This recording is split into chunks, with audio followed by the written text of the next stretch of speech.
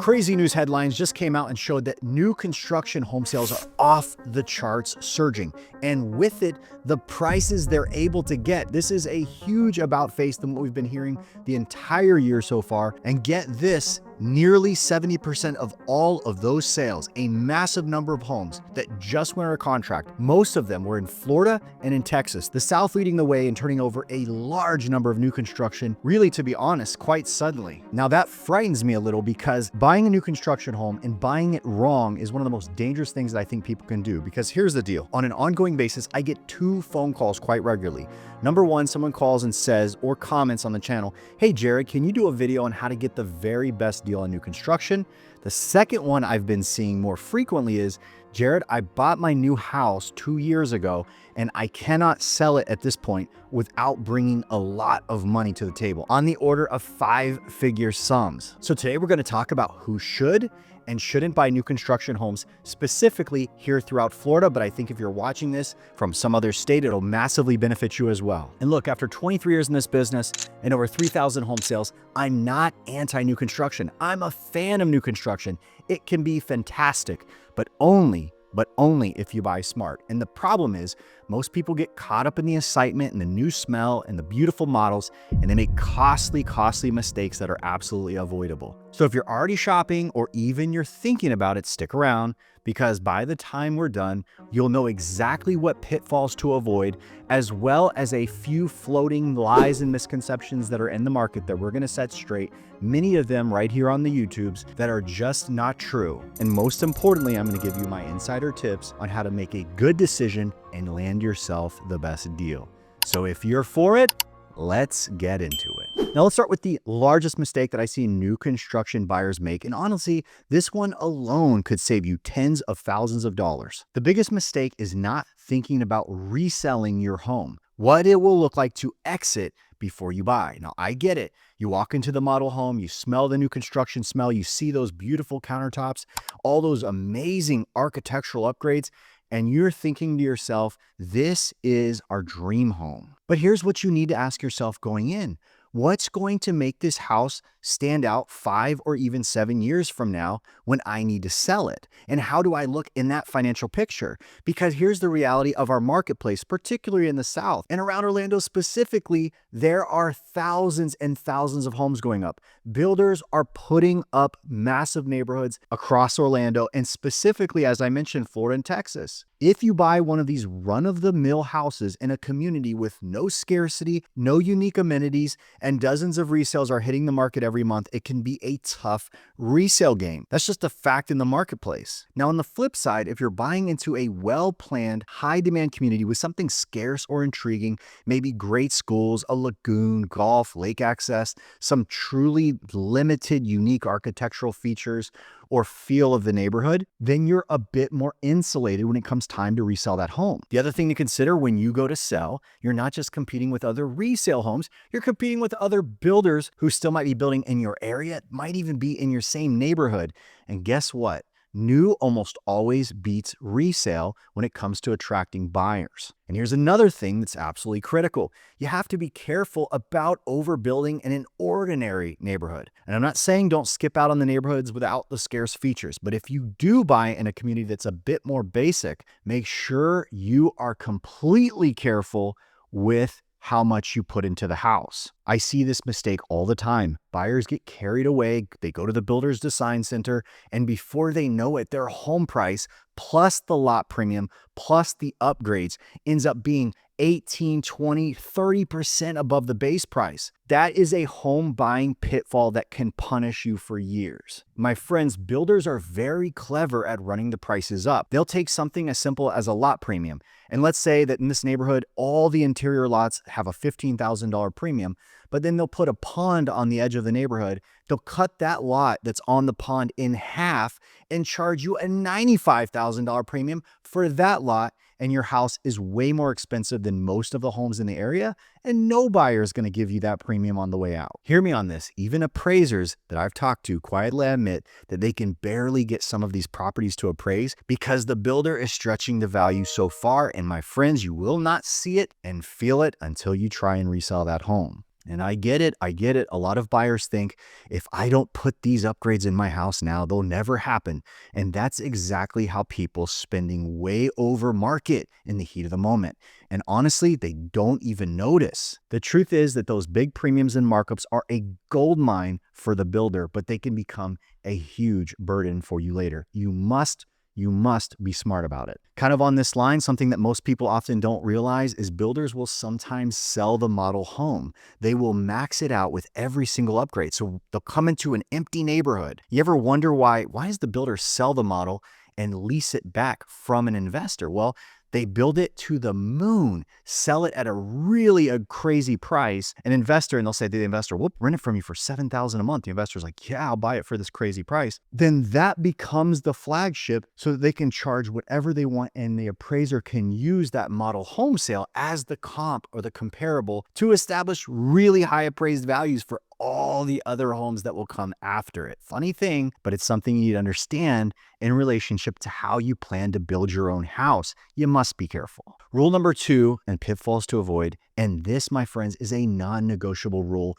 and honestly, it eliminates about half of the people planning to buy new construction. Listen, if you're not planning to stay in that house for a minimum of 5 to 7 years after you build it, do not buy new construction, period, end of story.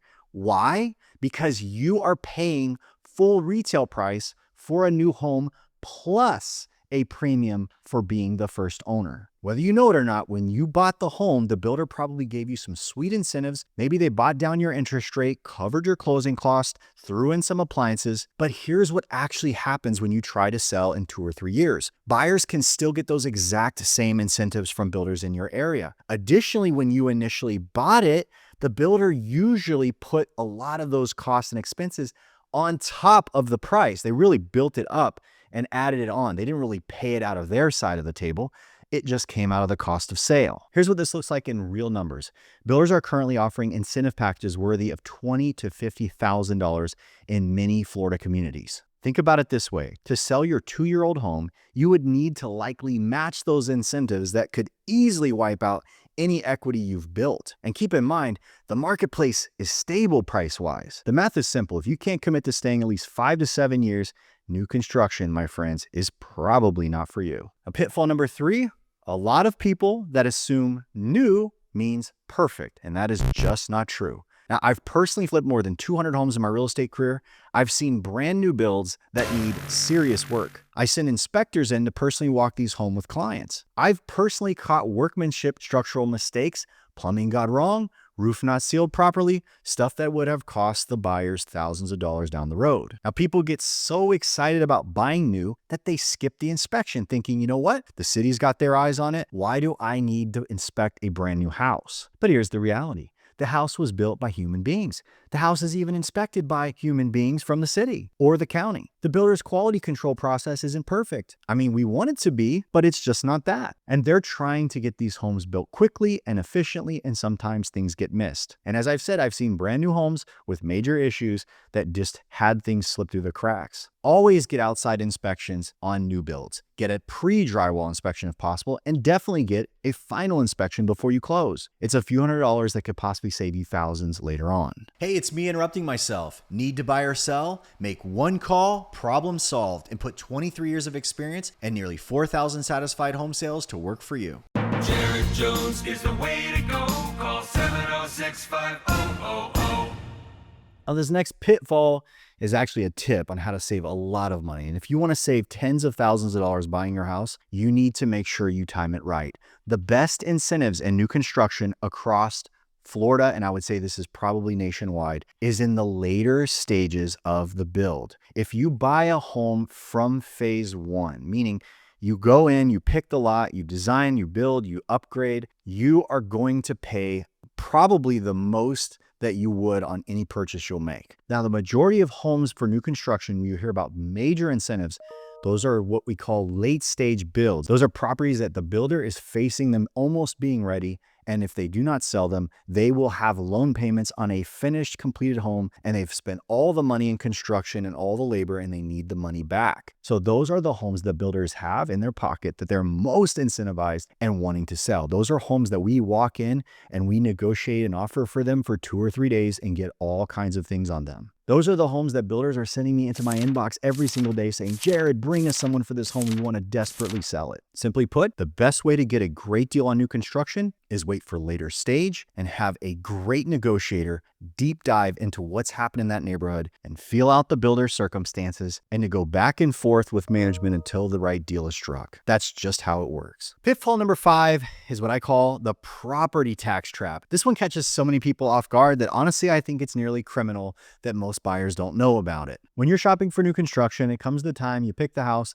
the builder pulls up a draft and shows you a breakdown of the payment with principals and taxes and insurance, and everything looks great. And you see that your payment with your mortgage fits comfortably within your budget. But here's the problem. The tax estimate that is given to you is often based off the land value and is not based on the value with the land and the house on it together. And oftentimes what happens is in the second year of your home ownership, you are going to be shocked to find that your taxes have jumped 10 to 20 times what it was when you got your original estimate. This will relate to hundreds of dollars more per month. So right up front, depending on where you're shopping for a home, most all of the counties in the US have what's called a tax calculator or a tax estimator tool on the county website. You can go in there, pick any random address, and run an estimated purchase price. Remember, county assessors, for the most part, are going to start by viewing what you paid for the home. A lot of people are confused by this. They sit there and they look at all the numbers in the market and they say, homes in this area and homes in that area. The good news as well, if you are in Florida and you're making this particular property your primary residence, you're going to have a homestead exemption, which is going to help. Heck, the governor's right now even talking about we may eliminate property taxes altogether. And by the way, if you want a cool update on that, I'm going to drop a video that I just did down below on the tax changes coming to Florida specifically. Now, pitfall number 6 is failing to do proper research as it relates to schools. Now, here's the deal.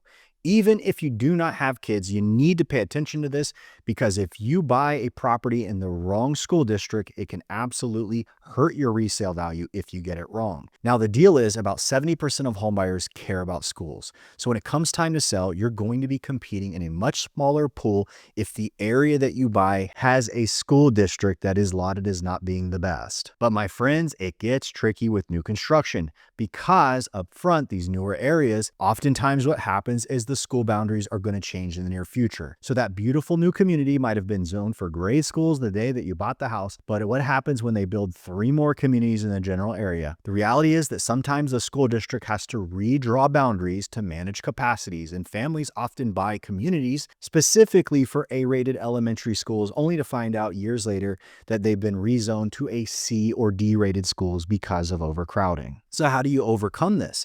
You got to look at the trends. Are schools getting better or worse? Are they on the verge of overcrowding? Is there a likelihood that around the new construction area, the communities you're buying in, are there a potential for boundary changes in the near future? And what could those look like? What does it look like to be zoned in the neighboring school zone if it happens to come to that? Now, pitfall number 7 is dealing with HOA rental restrictions. And this one doesn't get nearly enough attention, but it can absolutely eviscerate your exit strategy.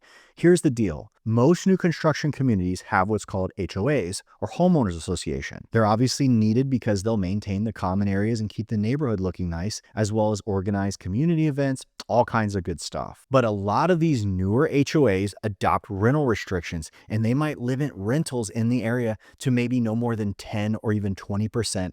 And once they hit a cap of who's renting properties in those areas, they will not permit any others to be rented out. Now, why does this matter? Because as I told you earlier, if you can't hold that property long-term, you are going to need a backup plan, and that backup plan is often to rent it out. But what if you can't rent it? What if the rental cap is already maxed out? Well, then you're truly stuck. You have one option. You can either stay in that house for good, or you can decide to sell, and maybe you're in a position like I told you earlier where you haven't held it long enough and you're potentially selling with bringing money to the table in order to close versus what you paid for it. Hear me on this, team. There are many inherent risks with buying a new new construction home.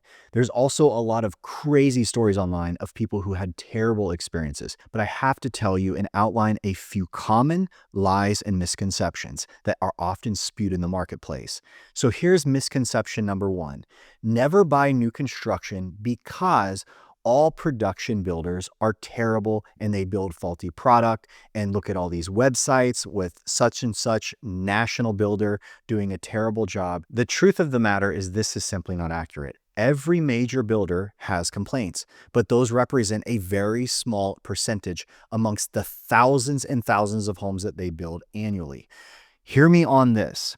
I also think you need to look at these particular stories and look at builders as a franchise, because local divisions of these national builders, some of them are ran really, really well. And you could have a city in the next state over that's absolutely run poorly. The management for the exact same company is pitiful at dealing with complaints, and it brings the name of the builder down. But what you want to find out, is there an issue with the marketplace you're buying in?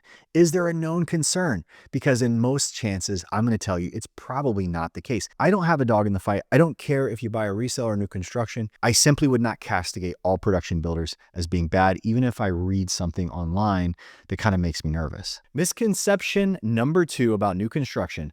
All homes that are new fall apart only after a few years. The truth is, every home, new or resale, will have maintenance issues. Production builders provide warranties that cover many of the problems in the first 7 years of the home.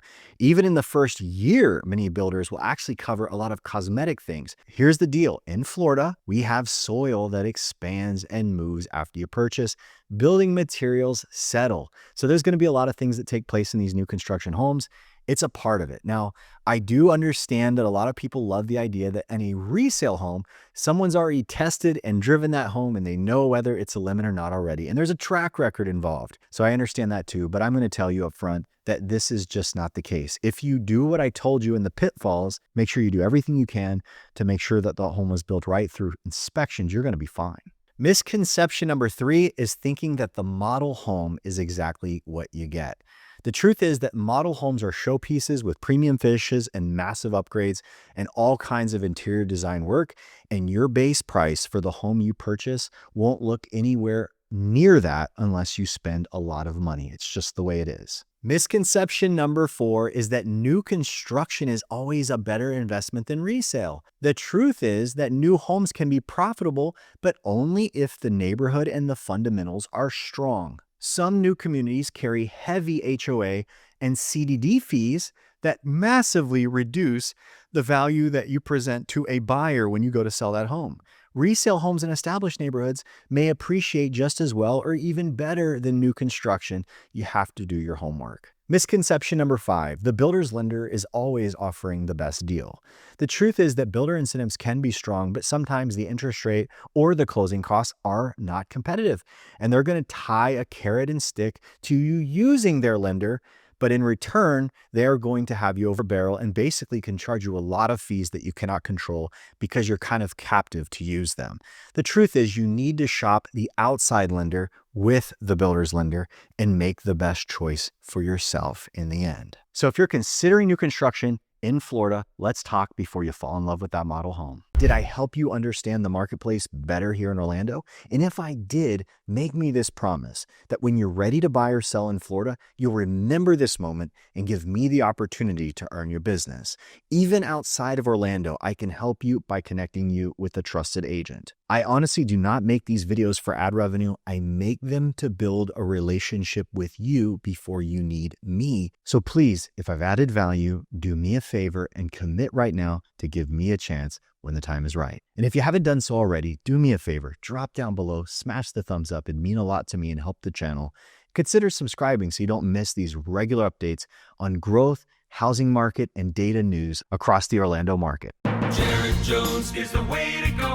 Call 706-5000. If you're in the Central Florida area and you're looking for a great church, I'd love for you to join me at the Grove Bible Chapel. Just visit joinmeatthegrove.com for full details.